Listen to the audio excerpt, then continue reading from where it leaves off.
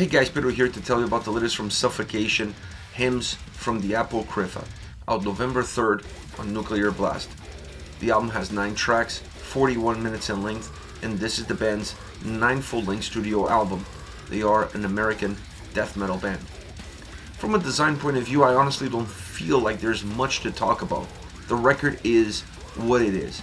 It has a very balanced, a very cohesive, a very linear motion to it. There's not a lot of ebbs and flows within this record. The record is more about the brutality that it has, the heaviness that it holds, and then how technical it becomes, not just in the sound, but in how the sound comes across.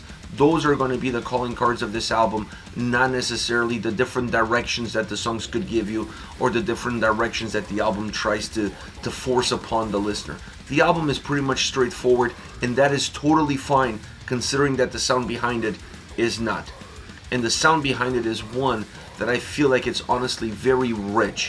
For a brutal death metal record with a lot of technical elements in the mixture, this album is crystal clear. It's almost like you're listening to a prog recording in terms of the definition of all the elements, the different pieces, and then the nuances that they added, either be from how the guitars interact with one another, or how they interact with the drums, or even the impact of the bass in the overall sonic experience. This is an album that has layers for days, and that gives great experience to the listener and great longevity to the sound of the record. And when you start listening to this album, you immediately notice that it's not just about the brutality, it's not just about the heaviness. Otherwise, you would see perhaps a more blended approach and everything almost coming across as sounding as one, and it's not the case here. If you look at the guitar sound, for example, this album obviously has a huge guitar influence on every single track. Nothing new for Suffocation, obviously nothing new for this album. But the way it's presented, the way it's put forward, this is where I feel like the differences lie. And once again, this might come down to the production behind the record. I was listening to the album on headphones.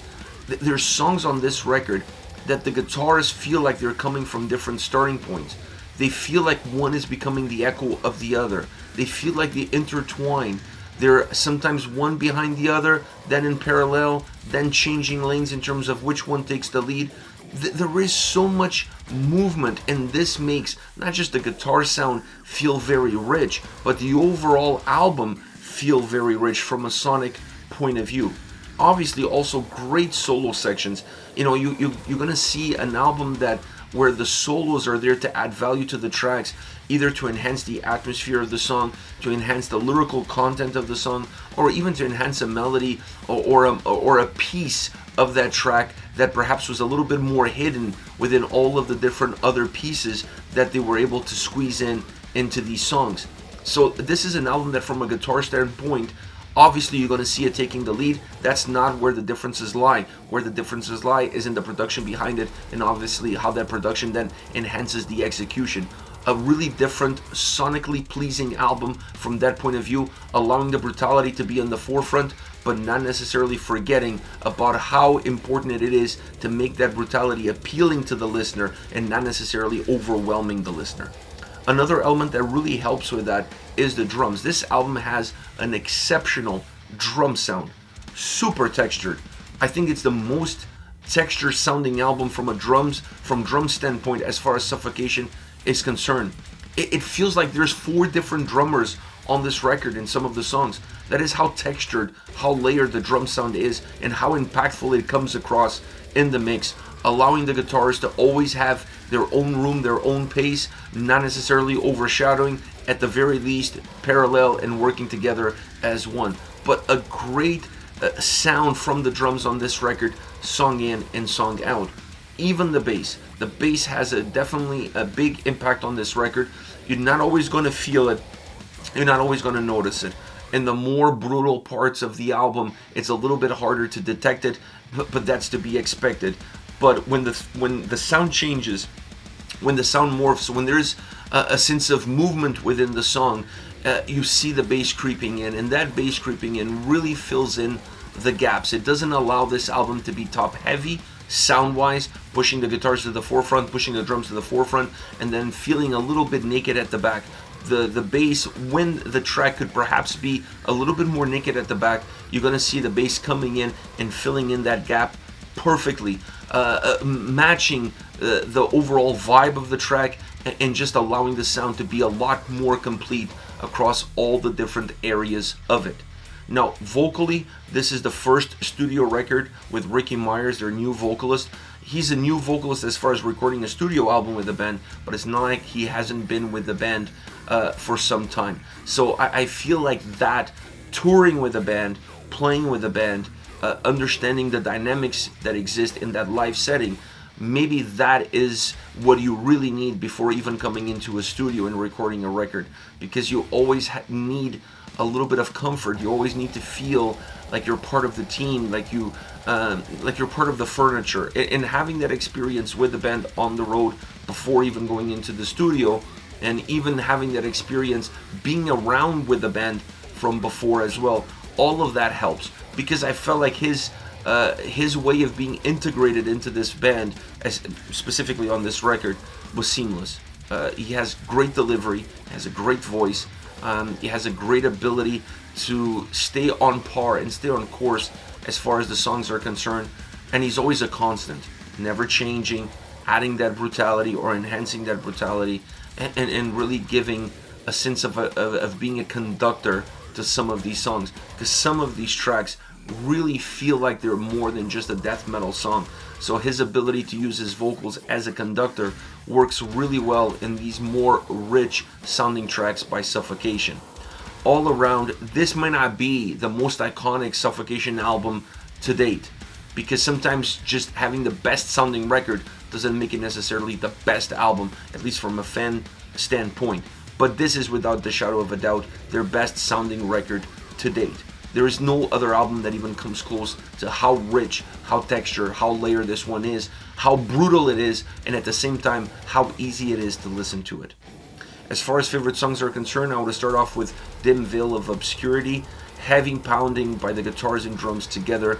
The vocals add weight to the track, a track that is never constant. While this album doesn't have a lot of ebbs and flows, this track definitely has, and those ebbs and flows exist within the songs. This track is always moving, it never stays still, it never stays in the same place for too long. It has that great mobility built into it, and it never loses the heaviness at the exact same time. Sometimes when songs become a little bit more mobile, or they pick up a little bit more of a tempo, you see the heaviness drop. There's an exchange of one for the other. It's not the case here. Everything stays very compact, everything stays very together. Great guitar sound all around. You can almost hear an overlapping of guitars at times. It's really interesting. It adds movement within the movement, so it's something that definitely makes the song be more impactful. And then it has an outstanding solo section, absolutely brilliant, I would say, which really helps complete the tracks. And then the way the song closes off with a vocal cliffhanger that leads into the next track, it's really interesting. I mean, it's an exclamation mark, like I said, a cliffhanger right at the end. Next we have Descendants.